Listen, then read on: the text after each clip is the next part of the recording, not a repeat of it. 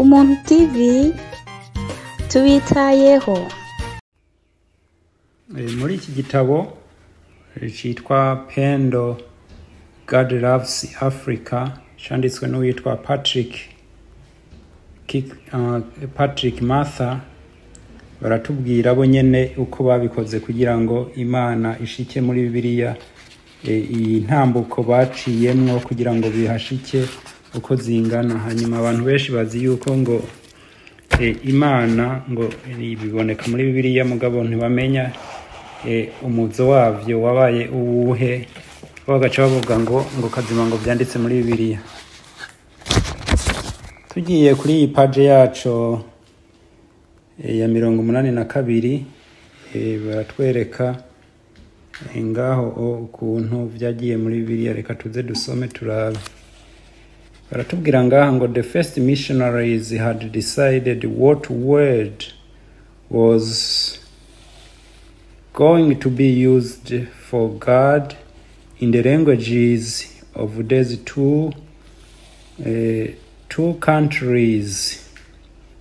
Ati abamisiyoneri ba mbere canke se abavuga butumwa canke se abari barungitswe na papa kushikana ivyo bashikana muri bihugu bibiri byo mu biyaga bigari, bategeze gufata ingingo y'ijambo bokoresha basimbura ijambo God kugira ngo bihure n'ururimi n'indimi zo muri ibi bihugu bibiri.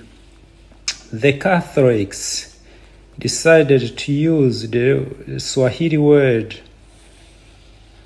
Mungu. Ati abakatolika baciye bahitamo gukoresha ijambo ry'igiswahili ryitwa Mungu, but that was a foreign word to people in the two countries.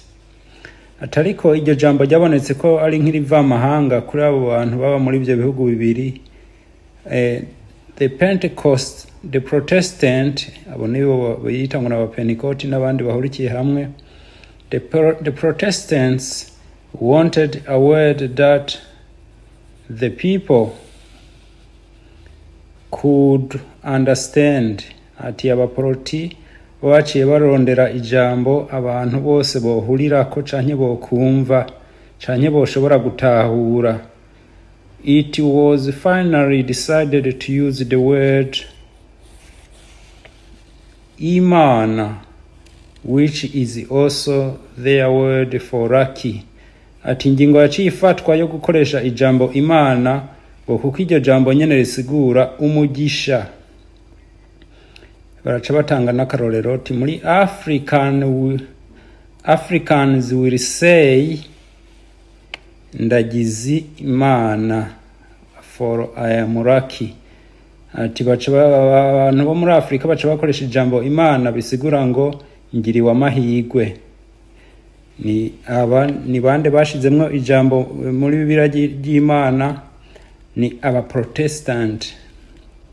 None barisizemwo babikoreshejwe n'abandi. Bwa mbere ho twarabonye muri iki gitabo nyene yuko abantu bazanye ijambo Imana ari abanirotike. Muri iki gitabo nyene baradusomera ngaha hejuru. The Nilotics moved south from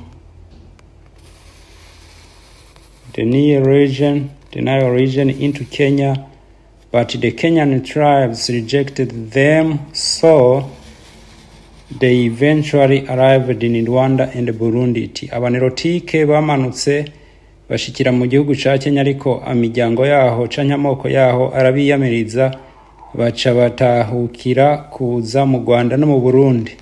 Eventually they adopted the local languages and lost their own Nilotic languages. Ati baca